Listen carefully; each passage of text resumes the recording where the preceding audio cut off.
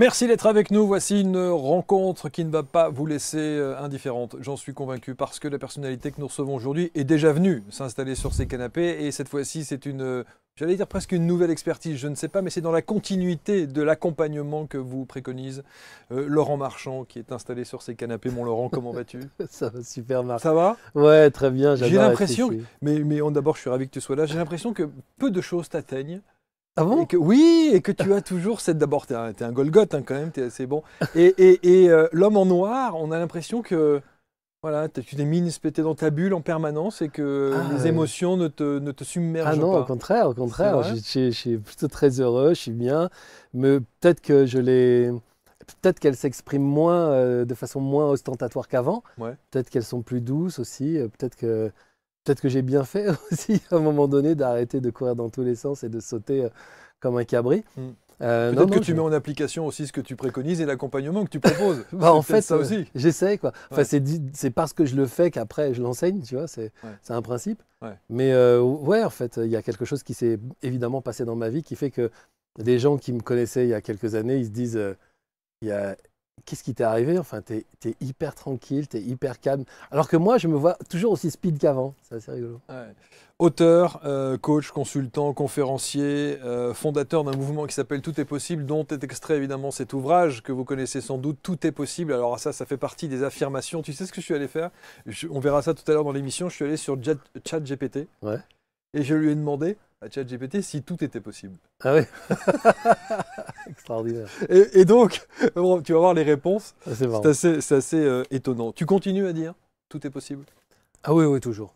Ouais, toujours. Et plus je l'applique, plus je le dis, et plus les gens viennent dans la formation et provoquent des choses incroyables dans leur vie, plus je me rends compte que croire le contraire est presque, c'est presque idiot, quoi.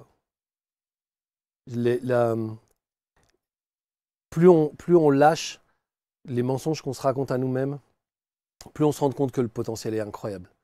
Et encore, moi, je pense que même si j'ai réussi à créer des choses juste dingues dans ma vie, je pense que je suis à 0,00 et quelques pourcents des possibilités. Je crois que c'est juste fou, en fait, ce qui est possible, vraiment. Est-ce que c'est pas même limite frustrant que de te dire que tu n'es qu'à 0,00 et quelques? Non, parce que j'apprécie le chemin. Ça veut dire qu'il en reste encore à découvrir. Moi, ça me ferait peut-être chier d'être maintenant à la fin et Mm. de me dire qu'il n'y a plus rien à faire. Au contraire, il y a tout à découvrir. Mais je pense que c'est juste un principe intérieur qui consiste à arrêter de nous raconter des conneries, hein, c'est tout. Hein. C'est pas si compliqué que ça. Et à la place, puisque de toute façon, tu arrêtes ça, donc tu démarres quoi d'autre? Bah, tu démarres une projection, une vision de toi qui va vers quelque chose qui est beaucoup plus tranquille, qui est beaucoup plus sain, qui est beaucoup plus heureux, qui est finalement parfaitement faisable. Qu'il ne l'était pas parce que tu te racontes des histoires, parce que ton ego, ton mental te disent que c'est pas bien, qu'il faut que. Voilà. Mais plus tu lâches ça et plus tu te rends compte que les perspectives sont juste immenses et que tu les vivais pas parce que juste tu te foutais des barrières toi tout seul. Mais si les barrières, tu les lèves, bah, tu y vas. Hein. Encore faut-il en être conscient de ces barrières. Ouais, en fait, on le sait tous. Franchement. Ça fait des milliers de personnes qui travaillent avec moi. Il n'y en a pas un qui est prêt à m'affirmer, j'étais pas au courant de ça. Je pense que même s'il faut du travail des fois pour lever les voiles, je pense ils sont toujours plus ou moins au courant de ça. Ils veulent juste pas s'y confronter. En tout cas, ceux qui font la démarche de suivre ton enseignement savent qu'il y a probablement des obstacles et des barrières Ouais. autoproclamées que l'on s'impose et qu'il faut lever. Oui, puis après, ceux qui ne le font pas, ils le savent aussi. Tu Mm. vois, ils savent aussi que c'est parce que, enfin, qu'ils ne font pas mon accompagnement ou un accompagnement. C'est aussi parce qu'ils ne veulent pas se confronter à ces barrières-là qu'ils ne le font Oui, pas. oui, bien sûr, bien sûr. Alors, on va vous mettre autour de cette vidéo et la raison pour laquelle, entre autres, Laurent est installé ici dans le studio, on va parler d'un événement en ligne qui s'appelle, le titre est beau, tout simplement, l'expérience connexion. Mm. Parce que la priorité, c'est d'être en connexion d'abord avec soi-même. Exactement. C'est ça. Et avec tout ce qui nous entoure. L'idée, c'est de ne pas oublier une part de soi qui est aujourd'hui totalement laissée pour compte. C'est la part connectée. C'est l'expansion de l'énergie qu'on est. C'est-à-dire quelles sont les informations qui émanent de nous. Et en fait, ces informations-là, on a le sentiment qu'on n'a pas la main dessus. C'est-à-dire c'est ce que les autres pensent de nous quand on arrive quelque part. Tu vois, on projette des informations. Ces gens-là, les gens qui sont en face de nous, ils les reçoivent. Et en fait, qu'est-ce qu'ils font avec ça? Bon, ça c'est une chose. Maintenant, est-ce que moi j'ai la main sur ces informations? Est-ce que je peux changer ces informations? Et ça, c'est le travail qu'on fait ensemble en énergie. Et se connaître soi dans l'énergie et se connaître soi dans la matière, ça fait la complétude qu'on cherche tous, quoi. Alors le titre, parce que c'est ce qu'on avait dit, l'énergie spirituelle au service de la matière. Ça demande une explication de texte. Ah ouais? Mm. En fait, pour moi, c'est hyper simple. C'est que tout le travail de la spiritualité doit nous amener à être plus heureux dans la matière. On est en train de faire une expérience dans la matière, c'est-à-dire l'incarnation est une expérience dans la matière. Pourquoi on irait se barrer dans un travail spirituel qui nous emmènerait ailleurs? Le travail spirituel, c'est l'idée même, enfin fondamentale pour moi, c'est comment cette spiritualité peut m'amener à comprendre l'amour, comprendre justement mes potentiels, comprendre qui je suis, qui sont les autres, arrêter d'avoir des avis déterminés sur les gens qui sont autour de moi, mais comprendre comment eux aussi, ils ont vécu avec des informations, ils se sont bloqués avec leurs informations, ils émettent aussi des informations. Comment je peux lire ces informations, comment je peux mieux comprendre les gens. Voilà, et puis comment je peux aussi être mieux avec la terre, avec la nature, avec les animaux, avec ce qui est autour de moi. Ça s'appelle la connexion horizontale. Mais c'est essentiel en fait. Il n'y a pas de travail spirituel pour moi qui doit nous emmener ailleurs que dans le corps et dans la matière. Sinon, ça ne sert à rien. Sinon, c'est encore une histoire de dualité. Alors je vois que moi, je ne suis pas très pote avec les gens qui font de la spiritualité, parce que justement, je trouve que on va beaucoup travailler l'âme, l'énergie, mais on oublie le corps, par exemple, tu vois. Et en fait, ça fait des gens totalement désincarnés. Et moi, j'ai le sentiment qu'il y a quelque chose de très, très dangereux derrière ça. La désincarnation, pour moi, c'est passer à côté de sa propre vie. Alors évidemment, c'est super pour nous parce qu'on les récupère, ces gens-là, qui sont perdus. Et ils viennent retravailler avec nous pour retrouver leur corps. Mais bon, est-ce que c'est tout à fait le bon chemin? Ça veut dire que certains accompagnants ne font que travailler une dimension spirituelle qui n'est pas suffisamment ancrée sur ce plan terrestre-là. Mais j'irais même plus loin, Marc. J'irais même plus loin. Je pense qu'en fait, ils détestent l'ancrage, ils détestent la matière, ils détestent leur corps. Et j'ai vu là dernièrement, il y a un grand rassemblement, c'était super, tu vois, il y a des gens extraordinaires sur scène. Mais ils sont pas connectés à leur corps, ils sont pas connectés à la matière. Alors oui, ça chante, c'est génial, mais on se retrouve dans une espèce de volatilité, je ne sais pas comment dire, mais on n'est pas là, quoi. On n'est pas là. Tout le monde sort de là. Qu'est-ce que tu fais avec tes enfants? Qu'est-ce que tu fais avec ton mari? Comment tu serres ta mère dans tes bras? Alors là, pour avoir des grands discours sur c'est bien, mais ça suffit pas. Ouais, c'est-à-dire qu'à la fin de cet événement-là, il y a la réalité qui reprend le dessus, enfin la réalité du quotidien qui fait que comment est-ce qu'on adapte ce qu'on a vécu pendant ces grandes messes dans la réalité et dans Et on ne devrait même pas avoir à se poser la question, puisque ces grandes messes devraient être faites pour ça.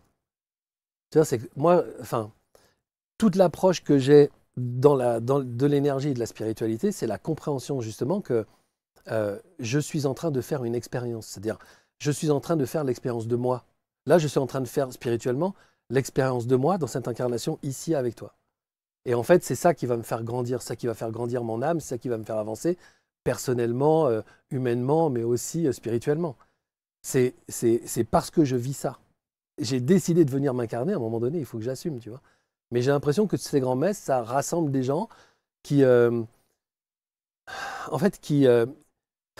pas envie d'être là, quoi, tu vois, qui ont envie d'être ailleurs, qui ont envie d'être dans les nuages, en connexion avec je sais pas quoi, mais ils ont en tout cas pas envie d'être là. Alors, on vous met encore une fois, je rappelle, autour de la vidéo, le lien pour que vous puissiez être connecté à ce fameux cet événement, cette expérience connexion. Ça dure 48 heures, 27-28. Tu as réduit le timing. D'habitude, c'est 3 jours. D'habitude, c'est 3 jours et non-stop. Non-stop. On reste tranquille. Là, on reste tranquille. Donc, on reste à la maison. Ouais. Sauf pour les 15 personnes en présentiel. Ouais, il y a 15 personnes en VIP qui pourront y participer. De toute façon, avec le lien, vous avez toutes les informations. Alors, qu'est-ce qu'on va faire pendant ces 2 jours en présentiel? Mais justement, on va ramener l'énergie à la compréhension de qui on est, de quel est notre environnement et quel est l'espace dans lequel on gravite. C'est ça. Mais tout ce travail-là, c'est justement la compréhension de son propre corps, de son propre fonctionnement, comment on peut se ressentir soi-même, comment spirituellement on peut véritablement s'incarner. C'est-à-dire qu'on peut faire une incarnation purement matérielle, Il y a des tas de choses qui le permettent, hein, le sport ou d'autres choses. Mais comment justement on va céder de l'énergie pour se comprendre en tant qu'individu incarné. C'est quoi une âme, c'est quoi tout ça. Alors il y a plein de gens qui vont dire, bon, tout ça on le sait déjà, mais en réalité, je ne suis pas sûr. Parce que je vois qu'à chaque fois qu'on enseigne ça, les gens disent, putain c'est dingue, j'avais jamais vu ça sous cet angle-là. C'est une reconnexion spirituelle, mais complète, c'est-à-dire c'est les 360 degrés de nous-mêmes. C'est à la fois la matière, qui est en gros ce que je perçois, donc le perceptible de moi et l'imperceptible de moi. Et ça, on va dire, c'est le premier module. Après, on va aller plus loin, à essayer de comprendre comment on peut lire l'information des lieux, des gens, des animaux, de tout ce qui est autour de nous. C'est la connexion horizontale. Donc à partir de moi, du fait que j'assume d'être ici et maintenant, et que je comprends qu'en fait je ne suis pas uniquement la matière, mais je suis aussi l'information qui émane de moi, bah, comment je vais prendre contact avec les gens, comment je vais me connecter aux choses, aux gens, à l'endroit où je vis. Donc c'est pour ça que c'est intéressant de le faire en ligne, parce que déplacer tout le monde, c'est magnifique, hein, c'est super, les 15 qui vont être là, ils vont vivre un très très bon moment, mais c'est génial de le faire dans son propre environnement. C'est-à-dire comment je revois l'énergie de la pièce, comment je revois l'énergie de la maison ou de l'appartement, comment je me sens avec ce qu'il y a autour de moi, quel lien je vais créer avec mon propre environnement, celui dans lequel je dors, je vis, je me lève. Mais ça veut dire que ton enseignement, c'est un enseignement théorique et pratique que tout le monde va pouvoir adapter à son environnement. Bah, j'espère. Après, c'est même pas un enseignement. J'aime pas trop l'idée parce que ça voudrait dire que je sais quelque chose que les gens ne savent pas. Je pense que c'est juste un éclairage sur des capacités que les gens ignorent totalement, mais qu'ils ont. Tu vois et avec cet éclairage-là, ils vont pouvoir faire l'expérience. C'est pour ça que c'est effectivement théorique et pratique. Ils vont pouvoir faire l'expérience. C'est beaucoup d'exercices. Hein, les c'est deux ce que jours. j'allais dire, oui. De quelle manière ça se concrétise? Qu'est-ce qu'on va faire Eh ben, en fait, on travaille. Donc moi, je fais principalement des méditations guidées. Okay. C'est-à-dire qu'en fait, tout le monde écoute. Donc déjà, tout le premier module dans son rapport à soi, c'est prendre conscience de son énergie, comment elle circule dans son corps. Alors les gens, ils se disent, comment je vais faire ça, tu vois? Mais plus tu te connectes et plus tu te concentres, plus tu la sens. Tu sens l'énergie bouger. Et puis après, on la fait bouger nous-mêmes avec des exercices pour savoir comment l'énergie va se placer ici ou là dans le corps. Qu'est-ce qui nous est favorable? Qu'est-ce qui va nous être défavorable? Aujourd'hui, j'entends parler de beaucoup d'ancrage et de choses comme ça. Ça, c'est favorable, mais j'entends aussi parler d'enracinement. Ça, prendre racine, ça, c'est quelque chose qui aujourd'hui est totalement défavorable. Ça crée de l'immobilité, par exemple, tu vois. Ça crée de la procrastination, ça crée de la fatigue, du plus envie. C'est assez intéressant de voir comment un exercice énergétique peut soit nous élever et nous mettre dans le mouvement, soit totalement nous plomber. Mais d'où la difficulté de pouvoir adapter cet exercice-là à des centaines et des centaines de personnes qui seront de l'autre côté. Il y a des gens qui vont le prendre d'une certaine manière et d'autres d'une autre. Ben non, c'est justement pour ça que ce n'est pas un enseignement. Parce qu'en fait, tout le monde est connecté à ça. Tu vois, tout le monde a cette énergie. Et en fait, parce qu'en fait, le fait que je guide dans ces méditations, je guide et je pose la concentration ici ou là, bah les gens, en fait, ils prennent contact avec quelque chose qu'ils connaissent, hein, mais qu'ils utilisent presque inconsciemment, mais qu'ils connaissent. Et en fait, ils vont pouvoir faire une expérience consciente et volontaire de cette énergie-là. Et c'est là où, en fait, ils vont se découvrir des capacités juste dingues. Mais en 2 jours, même quelqu'un qui est totalement novice, il va passer de « je n'y connais rien » à « je reçois des messages ». C'est extrêmement simple en fait. Le tout, c'est justement d'arrêter peut-être de mettre ça dans des espaces qui sont des espaces de spiritualité, tu sais, comme si c'était des dons, comme si c'était des trucs. Non, en fait, c'est l'énergie, on l'a tous, tu l'as, je l'ai. Tu n'as pas besoin de venir faire l'expérience connexion pour avoir de l'énergie et pour être en connexion avec. Il suffit que, je ne sais pas, ce soir, tu décides d'aller au resto avec des amis, tu es dans la rue, tu passes à côté du resto et tu dis, oh, je sais pas, ça me dit rien. C'est pas parce que le décor il te dit rien, c'est parce que même s'il y a du monde et que le décor est sympathique, il y a peut-être quelque chose que tu vas pas sentir. Bon, bah ça, c'est un exercice que tu fais inconsciemment avec ton énergie.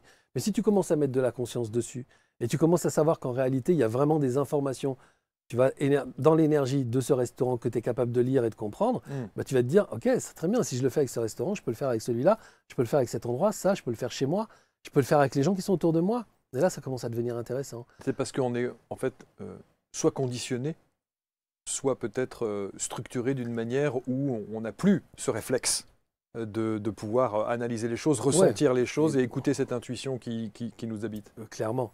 Et puis on est il y a une sorte d'éducation qui ne veut pas ça. Nos parents ne nous disent pas, écoute-toi, mon chéri. Les parents nous disent, réfléchis, non, mais ça n'a rien à voir, non, mais laisse tomber. Ça, c'est ce que tu ressens, mais en vrai, la vérité, c'est ci ou ça. Et puis après, il y a des gens à qui tu dis, je sais pas, cette personne-là, je la sens pas, tu vois, il y a quelque chose, je sens pas. Et on va te dire, ouais, mais tu juges, tu vois, c'est pas OK, en fait. On n'a pas le droit de pas ressentir les gens. Parce qu'il a un beau costume, un beau sourire, donc pourquoi tu le sens pas, tu vois, il a tous les attraits qui mettent les feux au vert. Mais il y a quelque chose que tu sens pas. Mais en revanche, par contre, tout le monde est capable de dire qu'il a dit 10 000 fois, ça j'en étais sûr, je l'ai senti dès le départ. De toute façon, c'est clair, mais quand tu m'as présenté ton mec, pour la première fois, j'étais sympathique, hein. Sauf que tout de suite, il y a un truc qui m'a... Donc tu vois, ça m'étonne pas du tout qu'il te fasse ça au final. Tu vois, tout le monde dit ça. Donc on n'a pas le droit de le faire, mais par contre, on a le droit de regretter de ne pas l'avoir fait suffisamment. Ah, mais c'est assez drôle, le rapport à l'énergie. C'est vrai. Donc 27-28 avril, l'expérience connexion avec Laurent Marchand. Et je vous invite aussi, on va essayer de détailler tout cela parce qu'on a parlé de la première partie, parce que ça dure 2 jours entiers. Ouais, 2 jours pleins. Ouais. 2 jours pleins. On n'arrête pas, même le premier jour. Donc ça veut dire qu'il faut vraiment se lancer. Et quand on se lance dans l'aventure, c'est pas je vais m'absenter, sortir le chien, revenir. Non, c'est vraiment connecté. Ça peut, évidemment, c'est comme un film. Hein. Tu regardes un film, si tu sors pour promener le chien, tu vas rater une partie.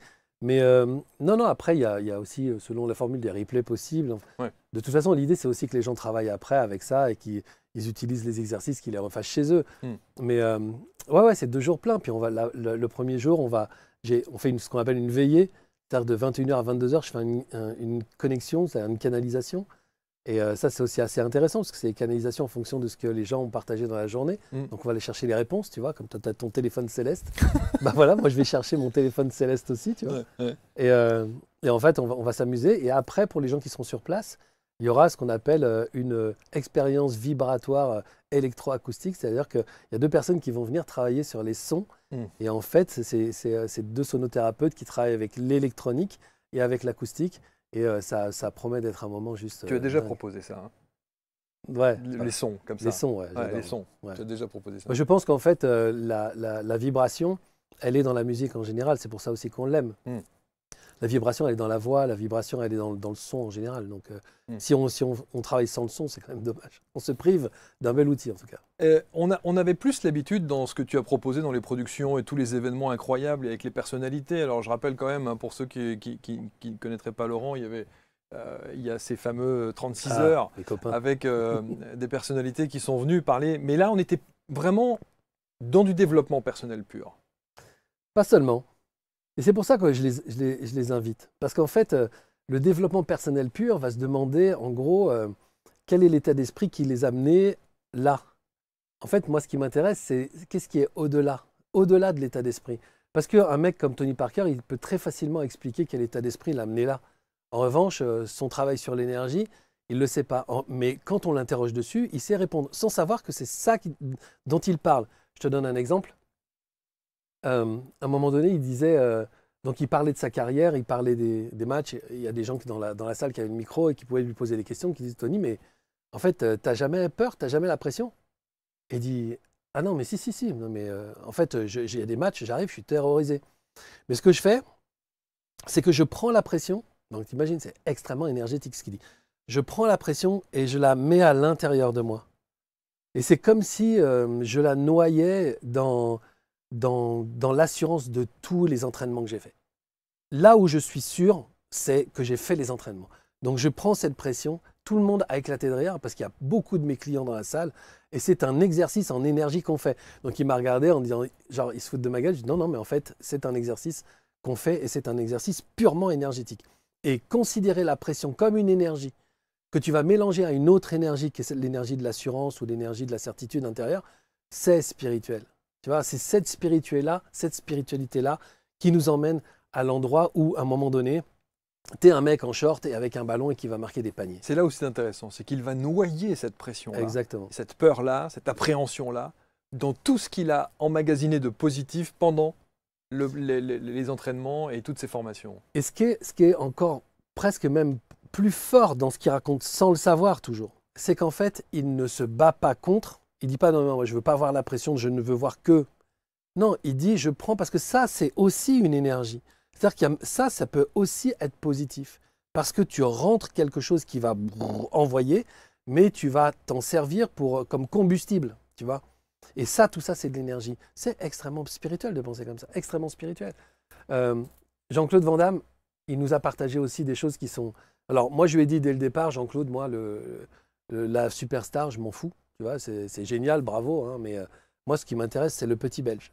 Il m'a regardé, mais comme si je venais de lui dire un truc, mais comme si, tu sais, comme un enfant à qui tu viens de sortir un jouet. Il m'a regardé, il me dit « Ah, c'est intéressant ça ». Et donc, j'ai commencé à lui poser des questions sur le petit Belge. Il n'a fait que parler de son rapport à l'énergie. Comment il avait peur des fantômes, comment il avait peur de ci, de ça, comment il n'était pas sûr de lui. Tout ça, que de l'énergie.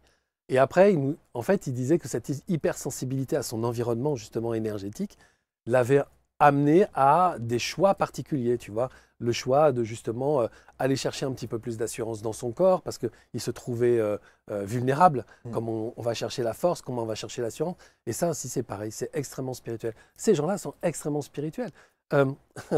Anthony, alors lui, je l'adore. Qui a cette tête... Anthony, Black Alien. Qui a fait de son corps une œuvre d'art, en fait. Hein, ouais, en fait, il travaille pour devenir un alien. C'est son projet depuis toujours, quoi. Ça aussi, c'est très fort. C'est quelle énergie intérieure.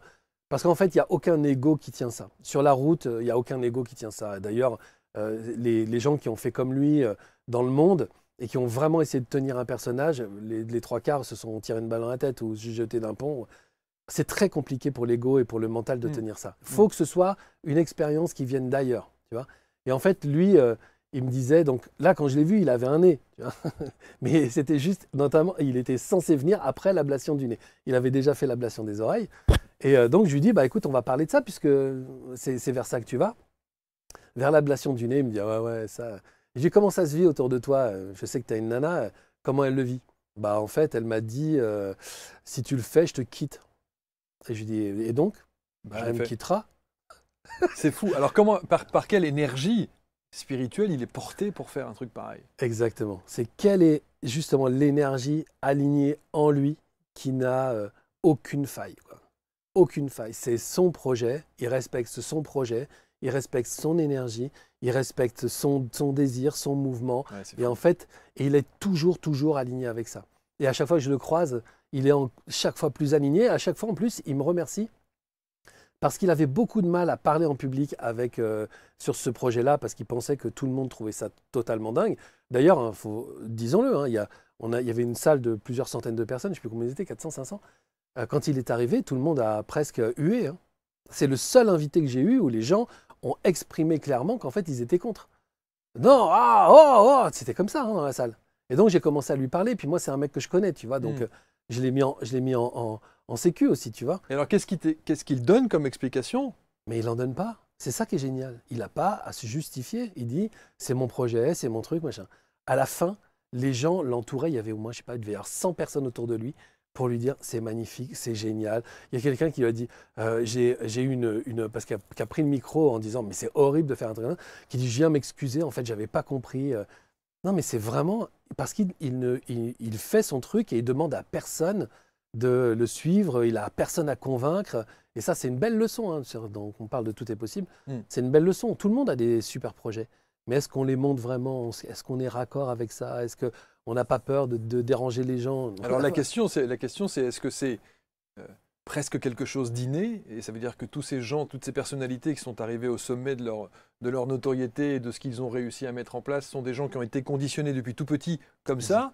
Ou est-ce qu'ils ont suffisamment travaillé pour avoir cette énergie spirituelle dont tu parles? Comme je te le disais dès le départ, en fait, je crois qu'ils ont arrêté de se mentir. Tu vois. Ils ont arrêté de se raconter des conneries, genre il faut que je plaise à papa, il faut que je plaise à maman, il faut que ceci, il faut que cela, il faut que j'ai l'air de ci, il faut que j'ai l'air de ça. Non, en fait, ils y vont, c'est tout.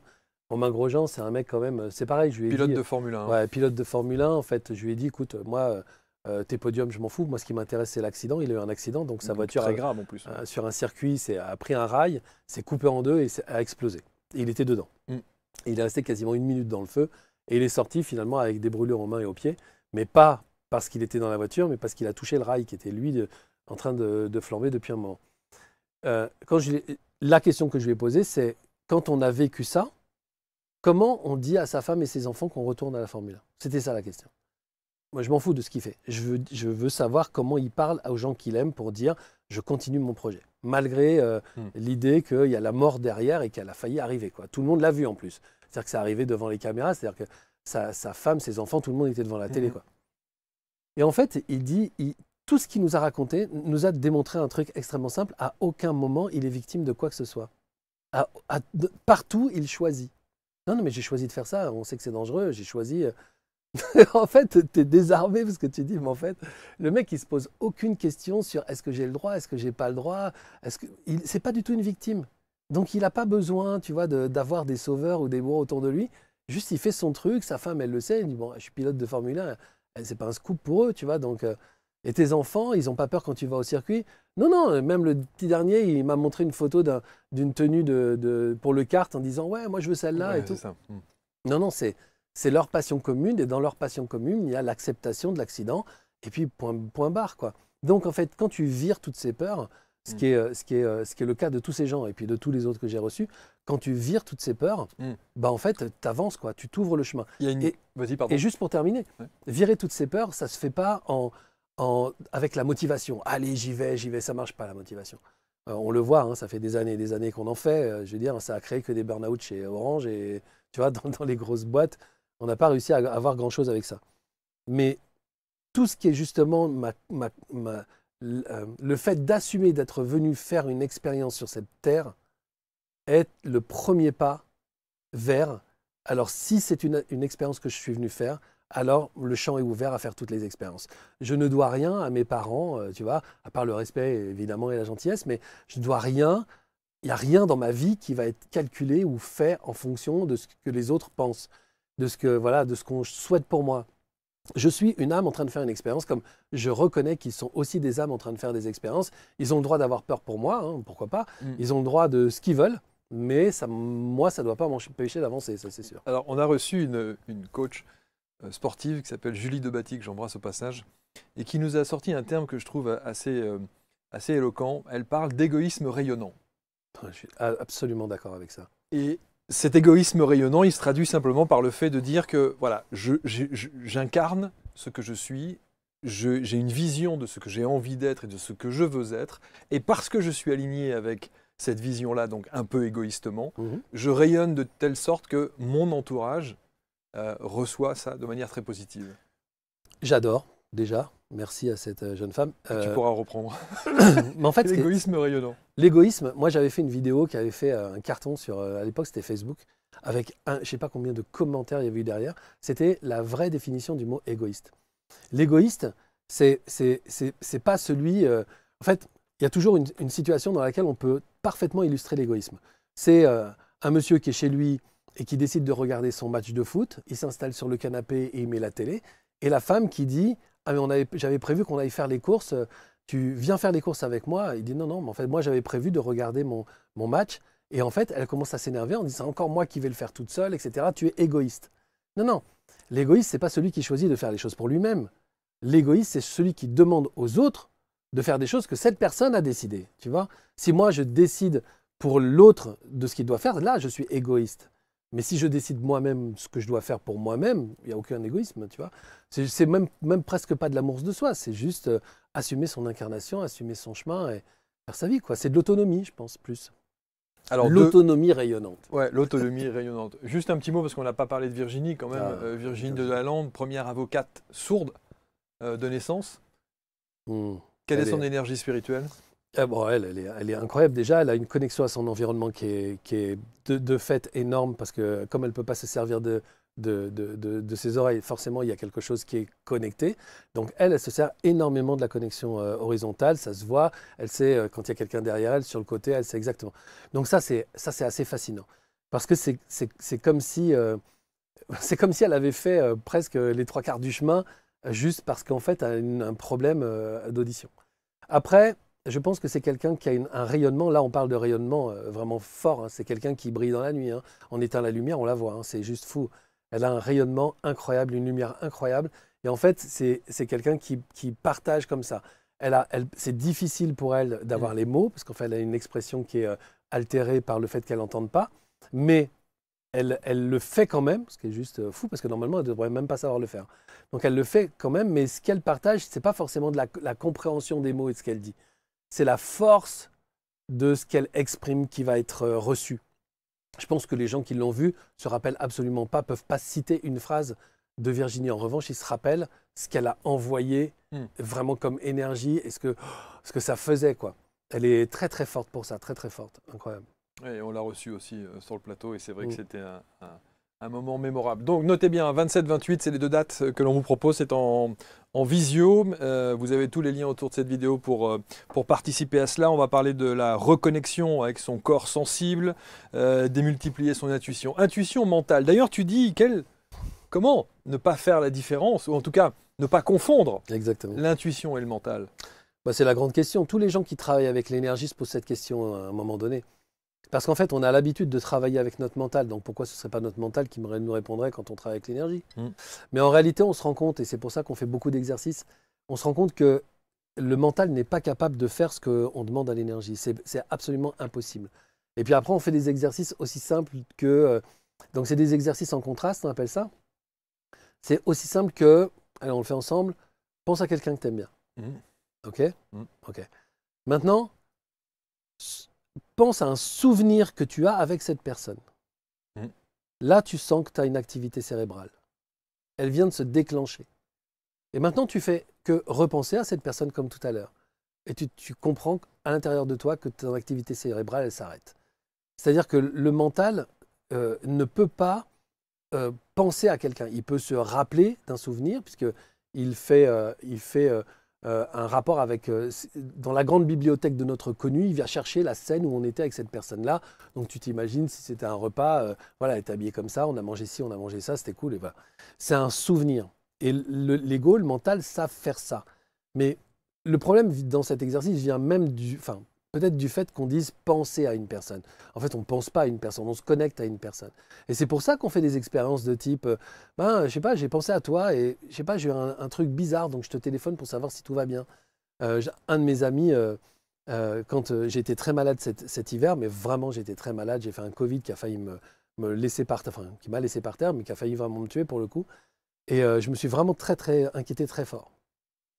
Et j'ai reçu un coup de téléphone, enfin un message audio d'un ami, c'est quelqu'un que j'ai reçu d'ailleurs aux 36 heures, et qui me dit, écoute, je ne sais pas pourquoi, j'arrête pas de penser à toi et j'ai l'impression qu'il y a quelque chose qui ne va pas. Est-ce que tu es en forme? Voilà, parce que c'est pas, elle ne pensait pas à moi, cette personne. Elle se connectait avec moi et elle sentait dans mon énergie que ce n'était pas OK.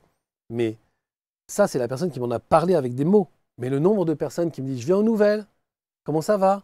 Je n'ai jamais eu autant de messages à ce moment-là.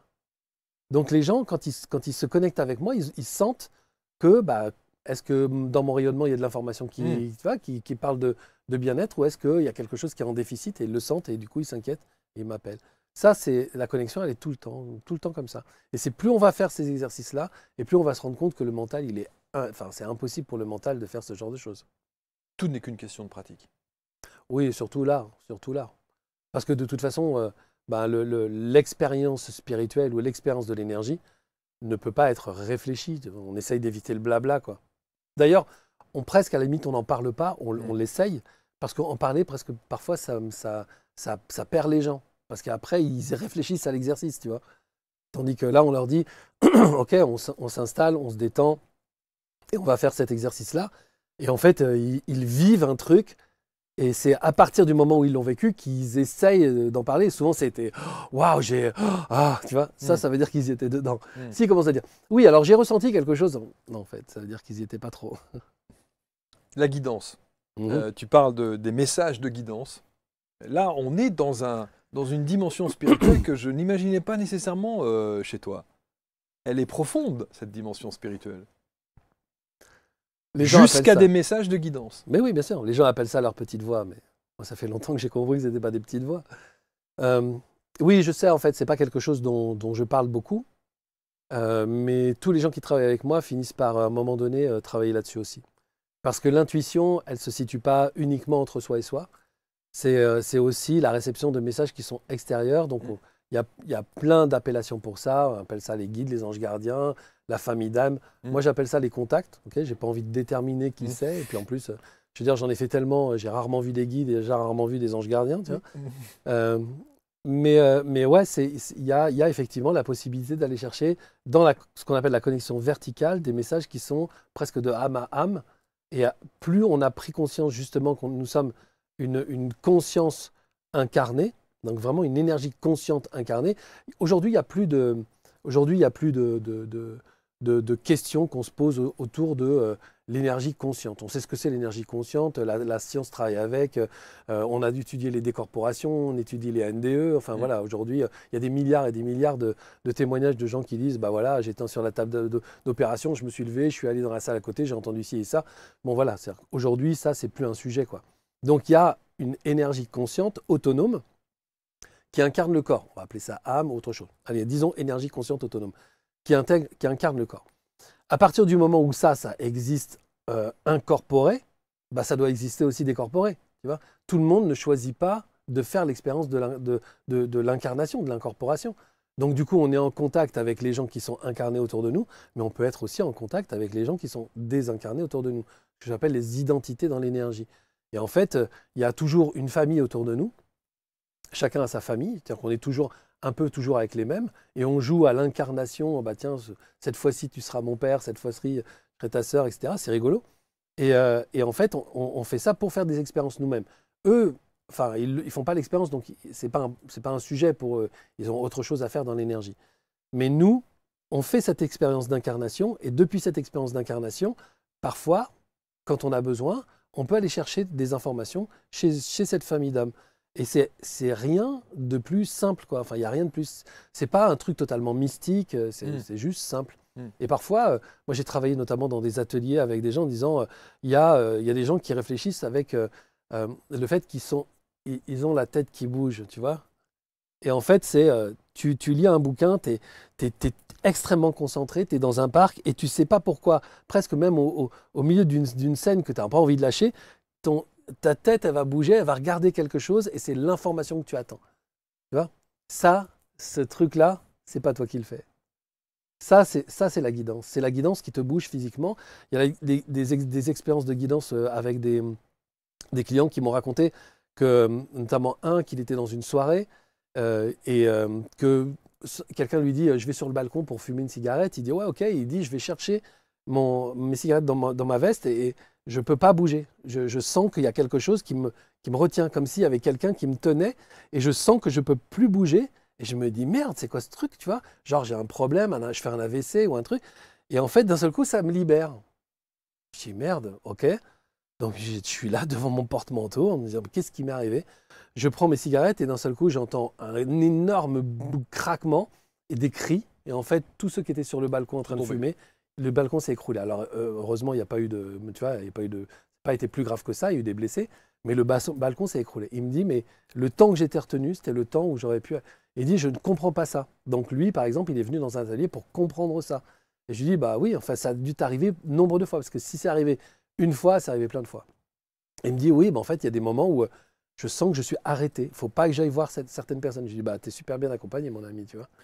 Je voudrais que tu nous parles, Laurent, justement de cette distinction que tu peux faire. Parce qu'on a tous ce ressenti à un moment donné qui fait que quand on a une prise de décision à avoir, on a une réaction immédiate suite à la prise de décision, tu vois, où on se dit, tiens, que te dit ton intuition à cet instant? C'est la phrase qu'on sort. Est-ce véritablement l'intuition ou est-ce mon mental qui me guide dans Comment est-ce que tu fais le distinguo? Comment tu pourrais expliquer cette... Le mental, il va se baser sur des choses précises. Tu vois, il va se baser sur en gros, la colonne des pour et la colonne des contre. Tu vois, il va regarder ce qui stratégiquement serait la meilleure des décisions. Mais il va sûrement pas utiliser ce que ton intuition va utiliser, c'est une perception déjà à plus long terme de non pas qu'est-ce qu'il faut faire dans cette situation, mais comment tu te sens avec telle ou telle décision. Et c'est comme ça qu'en fait, on travaille l'intuition pour prendre nos décisions. Et on ne travaille pas l'intuition pour prendre une décision qui va être, on va dire, une intervention sur le moment, mais on prend une décision qui est dans un mouvement à plus grande échelle. Et parfois, on renonce à des choses qui sont... Moi, j'ai renoncé comme ça, en écoutant mon intuition, j'ai renoncé à des projets, à des contrats. Honnêtement, sur le coup, j'ai pleuré. Hein, parce que je me suis dit, oh, putain, c'est dur. Passer à Ça- côté de ça, c'est Ça dur. voudrait hein. dire, ça voudrait dire qu'il faut que je lâche ce truc. Et en fait, tout à l'intérieur de moi me disait, oui, oui, n'y va pas, n'y va pas. Mais en revanche, tous les drapeaux étaient verts pour que j'y aille. Et c'était un énorme contrat. Et je me suis dit, je dis non, je renonce. Et donc, c'était un contrat avec la télévision notamment. Et j'ai appelé les producteurs et j'ai dit, bah, en fait, j'y vais pas. Et les producteurs, enfin, une des productrices m'a dit, merci. Parce que si tu y allais, je pense que tu n'aurais jamais tenu. Tu n'aurais jamais tenu parce que ce qu'on te propose, c'est quelque chose qui t'aurait enfermé totalement. Et toi, dans 6 mois, tu es cuit. T'es cuit. Tu es en dépression et dans 1 an, tu es mort. Mm. Et la personne qui l'a fait, parce que c'est un projet qui a quand même eu une vie, hein, la personne qui l'a fait, allez, je crois, 1 an après, elle était en dépression. Et là, aujourd'hui, cette personne, elle a arrêté, tu vois, cette émission. Et en fait, elle vit un calvaire. Et je pense qu'elle était plus solide que moi, tu vois. Mm. Donc ouais, parfois, c'est ça qui se passe. Ouais. Parce que c'est toute la difficulté, effectivement, de se dire que la réaction qu'on peut avoir face à un questionnement, ou tout du moins une réaction qui est nécessaire, une prise de décision qui est nécessaire, de se dire est-ce que c'est mon mental qui m'incite à penser ou à prendre cette décision, ou est-ce que c'est véritablement l'intuition qui me pousse dans le bon sens? Après, je crois qu'il n'y a pas, tu vois, il n'y a pas il y a pas de bonnes ou de mauvaises décisions. Mm. En fait, je crois qu'à un moment donné, il faut juste savoir avec quoi on veut réfléchir, tu vois. À un moment donné, si j'avais envie à ce moment-là de réfléchir avec ma tête et d'y aller, bah, j'y serais allé. Mm. Et j'aurais eu un autre parcours et c'est pas grave. Et j'aurais fait mon expérience quand même. Ça n'aurait pas été moins bien ou mieux. Ça aurait été autre chose. Il se trouve que c'est un moment où j'avais besoin, moi, d'écouter véritablement ce qui se passait à l'intérieur de moi. J'avais besoin aussi de faire confiance à ça. Et évidemment, il s'est passé 10 000 trucs pour lesquels j'ai pris des décisions sans enjeu particulier. Là, je te raconte celle avec laquelle il y avait un enjeu particulier. Mais quand on décide de faire ça, oui, parfois, on va se retrouver en face de décisions qui sont, tu vois, qui vont nous faire renoncer à des choses qui nous paraissent appétissantes, tu vois. Mais à long terme, ça n'a jamais été un regret. Jamais. C'est la question que j'allais te poser dans la foulée. Jamais de regret. Jamais. Jamais. Et je vais te dire même un truc, c'est que aujourd'hui, j'arrête même carrément de réfléchir à mes projets avec ma tête. Alors, c'est compliqué d'expliquer ça, mais je ne fais absolument plus rien qui soit guidé par mon cerveau. Simplement parce que je suis arrivé à un moment dans ma vie ou dans l'expansion de mon travail où ce que je recevais en information était plus intelligent que ce que moi j'aurais trouvé tout seul. Donc, il y a un moment donné où il faut que tu choisis, tu vois, qu'est-ce que tu veux faire? Est-ce que tu veux écouter quelque chose qui ne vient pas forcément de toi, mais qui est très intelligent? Ou est-ce que tu veux t'écouter par orgueil en disant non, non, mais c'est moi qui décide, et tu fais finalement quelque chose qui ne sera jamais très intéressant? Donc oui, après, il faut savoir l'accepter aussi. Il faut savoir le dire, hein, tu vois.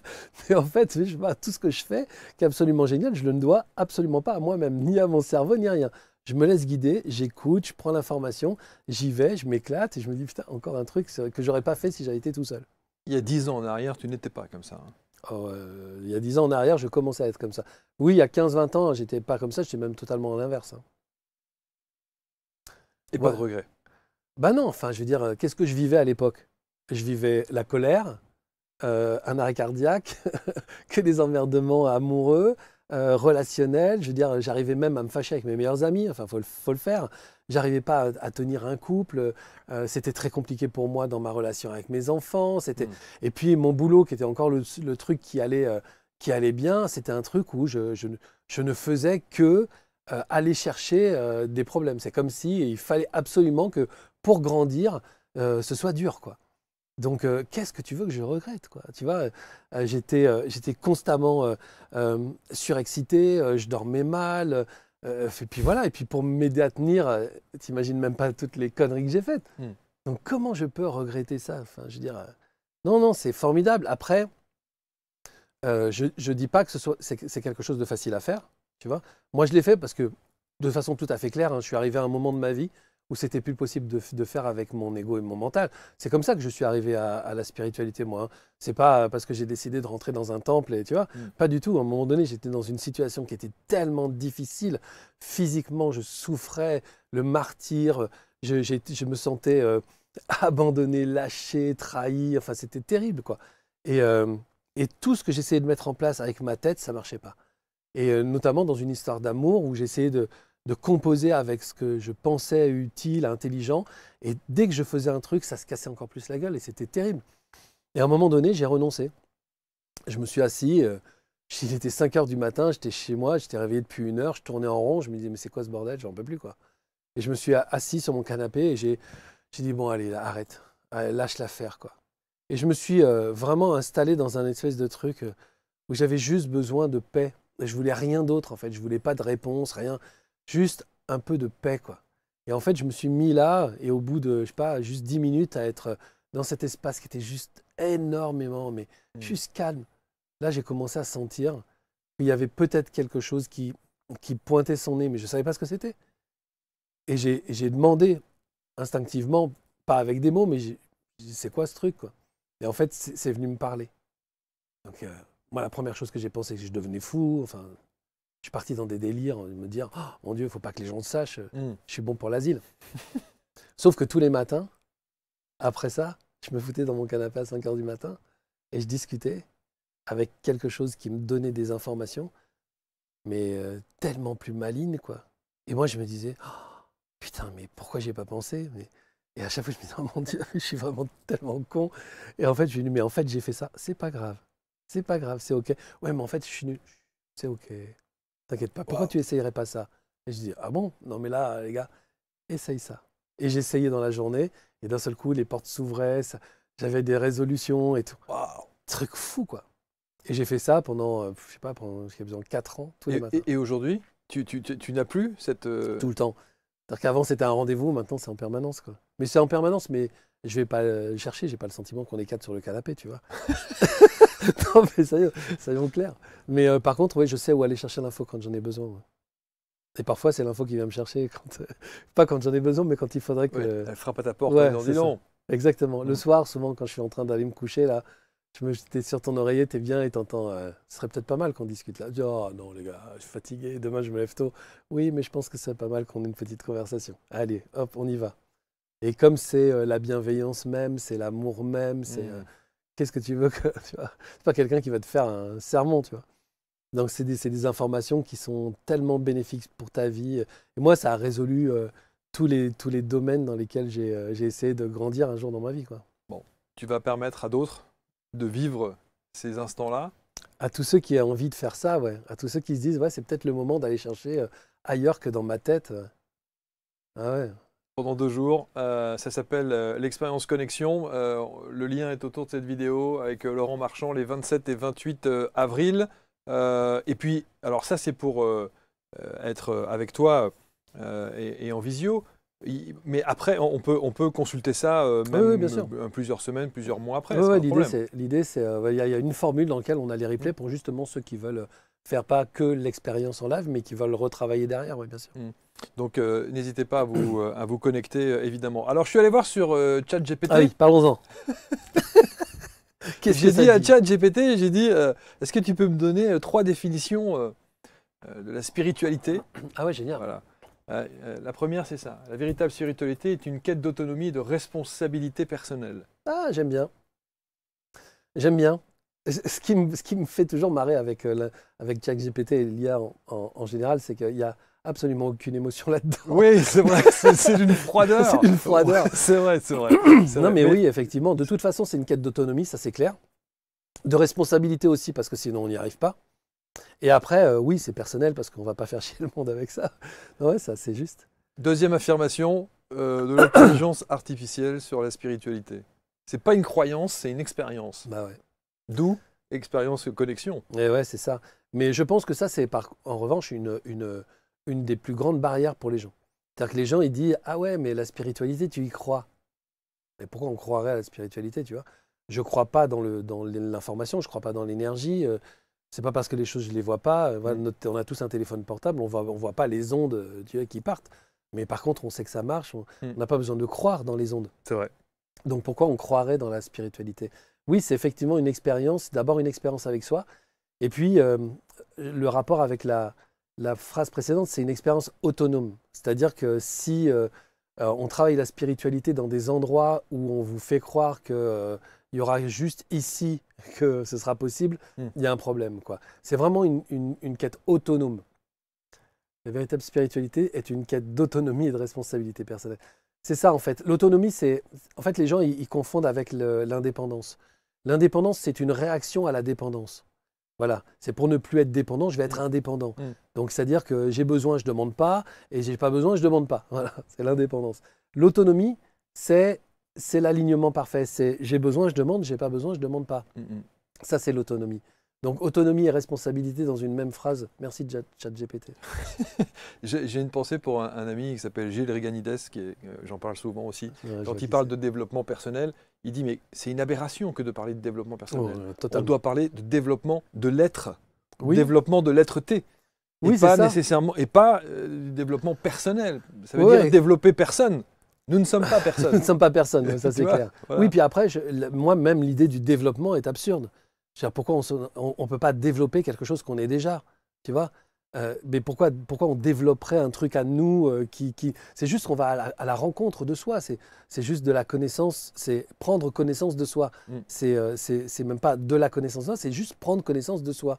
C'est-à-dire, si on s'arrête à ce qu'on voit, bon, on va passer une vie intéressante, mais un peu limitée quand même. Si on commence à aller chercher ce qu'on ne voit pas de nous, c'est quand même juste génial. Et toutes ces expériences qui sont faites par des gens qui ne sont pas forcément qui se disent pas spirituels, qui sont des expériences de connexion avec des gens, des expériences voilà quoi, de rencontres dans l'énergie, de gens qui sentent une présence dans leur maison. Enfin, tout ça, c'est juste des phénomènes qui sont partout. Et on décide d'aller à la rencontre de ces phénomènes-là avec autre chose que ce que me dit la matière de mon corps, qui, elle, a déjà aussi énormément à nous apprendre. Parce c'est quand même une machine incroyable. Mais cette machine incroyable, elle émet, elle reçoit des informations. Pourquoi on n'irait pas à la rencontre de ça? Donc ouais, c'est ça. Il n'y a pas de développement, il n'y a pas de personne. On n'est pas personne. On n'est pas personne. C'est la connaissance de l'être-té. Voilà. C'est extraordinaire. La spiritualité, c'est pas une croyance, c'est une expérience. Celle-là, on l'a vu. Et en revanche, il y a celle-là. Nous sommes des êtres spirituels ayant une expérience humaine, pas des êtres humains ayant une expérience spirituelle. Ouais, ça, c'est une phrase très forte. D'ailleurs, c'est une phrase que Jim Carrey avait sortie dans un discours. Il avait dit, j'ai cru longtemps que j'étais un être humain qui devait faire une expérience spirituelle. Et en fait, je me suis rendu compte que j'étais un être spirituel qui était venu faire l'expérience de l'humain. Toute la compréhension de l'incarnation passe par cette phrase-là. Évidemment. Et la compréhension de l'incarnation, c'est le début de la mise en place de la création d'absolument tout ce que tu veux dans ta vie. C'est-à-dire la matérialisation passe par la compréhension que tu es la matière, donc tu es toi-même une matérialisation. Si tu comprends ça, si simplement dans ta vie, tu passes genre 2 jours à te focus sur cette phrase « Je suis ma première matérialisation », ça veut dire que tu peux absolument tout matérialiser, puisque l'énergie a matérialisé ça. Donc l'énergie, pour toi, peut matérialiser tout ce que tu veux. Des rencontres avec des gens et tout. Dans l'expérience connexion, on fait des expériences qui sont des expériences de connexion par l'énergie. Ça s'appelle les couloirs énergétiques, des entonnoirs énergétiques. On fait ça, on s'amuse. Mais nous, on est des gamins dans un bac à sable. Hein. On dit, tiens, on va faire ça, on va rigoler avec ça. Et moi, j'explique l'exercice pour y arriver. Et en fait, rien que ça, c'est un exercice qui peut nous apporter absolument tous les contacts qu'on veut. C'est-à-dire, dès qu'on crée un couloir énergétique avec une personne, ça veut dire qu'on libère la possibilité, on lève les barrières qui nous coupaient de la possibilité de rencontrer telle ou telle personne. Et nous, on a fait des expériences d'enfer, notamment Jean-Claude Van Damme. Tout le monde se marre avec cette histoire-là, mais Jean-Claude Van Damme, il est venu parce qu'on a fait ce travail-là. On était en contact avec lui dans l'énergie, et alors que la réponse était non pour tout le monde. Je ne sais pas si toi, tu as essayé de l'avoir. Oui. Voilà. Impossible. Impossible. Mais nous, on a travaillé avec l'énergie. Et en fait, il a dit allez, j'y vais à ce truc, quoi. Alors qu'il ne me connaissait pas, il ne connaissait personne. Enfin, je veux dire, il n'y avait rien, il n'y a pas d'enjeu particulier pour lui, de carrière ou de quoi que ce soit. Mais il est venu. Il devait faire 45 minutes, il a fait 1h30 sur scène. Son agent dans les loges était fou furieux. Et c'était grand, quoi. Après, il m'a laissé un message pour me remercier en me disant c'est génial ce que tu fais, etc. C'est incroyable. C'est incroyable, ouais. On a créé la fraternité, on a reçu la fraternité. C'est beau, ça. La fraternité, c'est une énergie. C'est fou, hein? Ouais, c'est beau, ça. Ouais, j'adore. Et une petite dernière, avec un être spirituel en 10 points. Introspection et réflexion. Bah oui, en fait, l'introspection et la réflexion, ça n'en déplaise à certains, c'est la base du changement. Tu peux pas exiger quelque chose sans te remettre en question déjà toi-même, tu vois. Bienveillance et compassion, ça me paraît évident. Intégrité et authenticité. Ouais. Intégrité, authenticité, c'est c'est pareil, hein, c'est une expérience, c'est pas une condition. Il y a des gens qui sont très spirituels, qui sont pas forcément intègres et authentiques. Il y a des gens très spirituels qui peuvent te mettre une claque dans la gueule. Mais les gens pensent que à partir du moment où tu es spirituel, tu n'as plus le droit à ça. Et en fait, ce qui est intéressant, c'est de comprendre que la spiritualité, c'est être tout. Donc moi, je travaille avec, dans mes ateliers, je travaille avec l'idée de la boule à facettes. On est une boule à facettes avec plein de facettes. Et quelle facette on a envie de faire? Et en fait, on a la facette de la violence et on a la facette de l'intégrité, de l'authenticité. Mais dans notre éducation, on utilise beaucoup de facettes, on nous conseille beaucoup de facettes, on nous forge sur beaucoup de facettes et très peu sur celle-là. Ça veut dire que pour être spirituel, il ne faut pas être que ça. Il faut être tout le reste et ça. Et ça. Gratitude aussi, c'est intéressant. Alors, la gratitude, comment on va dire, c'est une énergie magique, la gratitude. C'est-à-dire que c'est la fin de la volonté d'obtenir des résultats. Et ça, c'est pareil, on est dans une société où tu travailles pour avoir des résultats, tu bosses pour avoir un salaire, tu travailles à l'école pour avoir des bonnes notes, tout le monde cherche des résultats. Alors que la gratitude, c'est l'amour pour ce que tu reçois, pas pour ce que tu as demandé. C'est l'amour pour ce qui est là, pour ce que tu as reçu. Mais c'est pas... Moi, j'aime bien faire je vais être chiant sur les mots, mais la gratitude, c'est ouvert. C'est-à-dire que je suis heureux de ce que je reçois, et c'est pas je suis heureux de ce que j'ai. Les gens, ils disent oui, mais si je suis heureux de ce que j'ai, après je ne recevrai plus rien. Non, la gratitude, c'est je suis heureux de ce que je reçois. C'est j'ai le sentiment qu'en fait, tout est bon avec moi. Tout est bon avec moi. Et parfois, j'ai de la gratitude aussi pour des amis qui me disent là, t'es chiant, tu vois. Là, il y a un problème, là, tu nous fais chier. C'est ça aussi la gratitude. C'est accepter aussi que, en fait, ce qu'on reçoit est quelque chose qu'on a le choix d'utiliser en se disant voilà, je suis maudit, les gens sont méchants, ou de dire voilà comment ça peut me faire avancer. C'est vraiment une énergie magique. Acceptation et lâcher prise. Bon, acceptation, pour moi, c'est le mot. Je pense qu'on travaille tous pour ça, dans la spiritualité ou le développement personnel. C'est là, voilà, c'est la finalité, c'est ça, accepter. C'est ce que je disais en fait. Quand tu arrêtes de te raconter des mensonges, et juste tu es dans l'acceptation du fait que il n'y a qu'une seule chose à faire, c'est expérimenter, ben, c'est fini.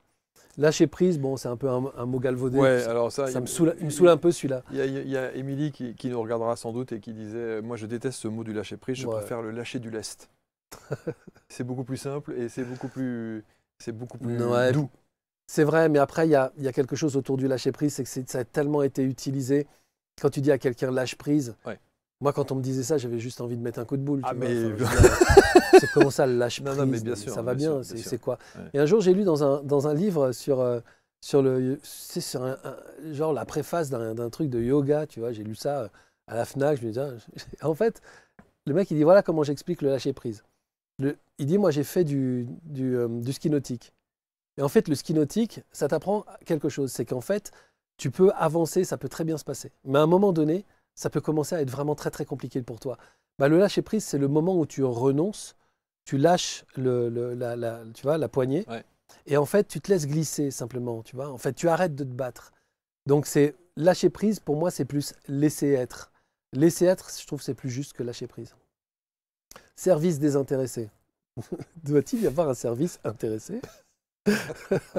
Croissance personnelle, bon, bah, c'est pareil, on ne va pas refaire là-dessus. Ouais. Respect de la nature et toute forme de vie. En fait, c'est même respect de la vie, tu vois, et toute forme de nature. Tu vois ce que je veux dire? C'est vrai. C'est le... En fait, on peut... En fait... Attends, parce que là, du coup, on va rentrer dans des considérations qui sont un peu poussées, mais... En fait, on ne sera pas spirituel en se connectant à la nature et en demandant à tout le monde de la respecter. Tu vois, on sera spirituel le jour où on comprendra qu'en fait, tout est juste dans la façon d'œuvrer pour la nature et dans la façon de détruire la nature. Alors, je sais que je vais me faire détester, mais l'idée, c'est de comprendre ça. C'est de comprendre qu'en fait, il n'y a pas de bonne façon de faire avec la nature et toute forme de vie. Parce qu'en fait, tout ce qui se passe autour de nous va surtout nous permettre de nous rendre compte, et c'est ça qui est spirituel, qu'en réalité, on est des dictateurs. Et c'est cette dictature-là qu'il faut lâcher. Parce que si on lâche cette dictature-là, bah, tout le monde va se mettre à. Enfin, si tout le monde lâche cette dictature intérieure de dire il faut faire comme ci, il faut manger comme ça, faut se comporter là, il faut. Alors, il y a les voitures électriques maintenant, c'est super. Moi, j'attends le moment où toutes ces voitures vont tomber en panne et qu'il va falloir faire quelque chose de ces centaines de millions de batteries, tu vois, qu'on va mettre où, hein, tu vois. Donc, tu vois, tout ça me fait beaucoup marrer. Et en fait, le truc, c'est prendre du recul là-dessus et se dire, OK, il y a la construction et la destruction, mais ce qui construit presque et détruit plus encore, c'est ce que j'en pense.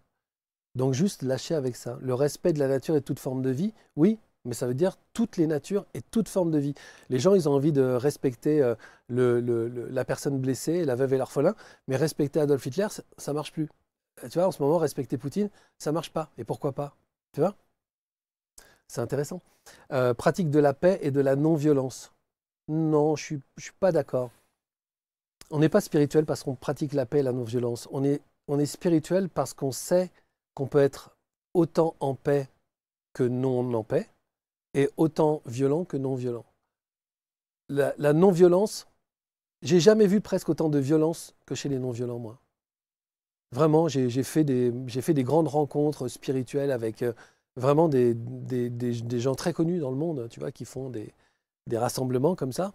Et en fait, il y avait énormément de violence. Alors, pas de leur équipe à eux, tu vois, qui venaient de l'étranger, mais de tous les gens qui étaient autour, qui avaient la panoplie, tu vois, mais par contre qui étaient d'une dureté, d'une méchanceté incroyable.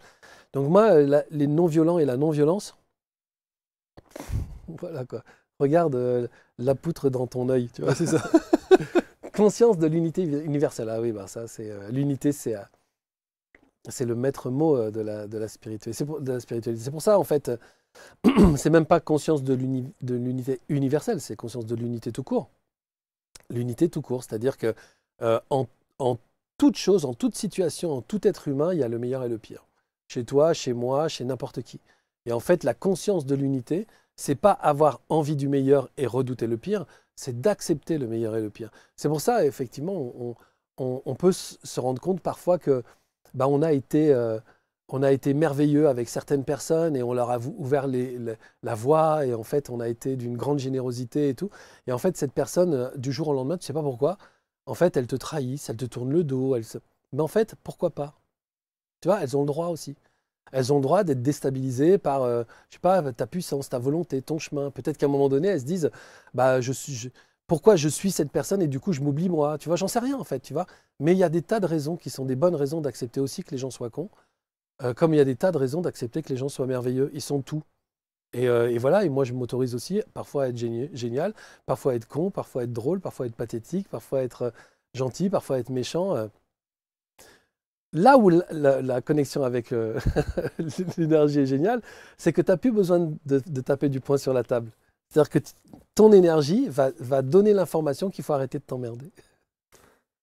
L'expérience collection, vous notez les dates, je vous les redonne ici, 27-28 avril, c'est en réseau, si je puis dire. En tout cas, voilà, c'est en ligne, c'est un événement, nouvel événement de Laurent. Ça veut dire qu'on ne va plus faire les grands événements des 36 heures et tout ça. Si, tu vas quand même le refaire. Mais maintenant, je les fais tous les 2 ans. Tous les 2 ans. Ouais, parce que ça suffit. Oui, c'est lourd.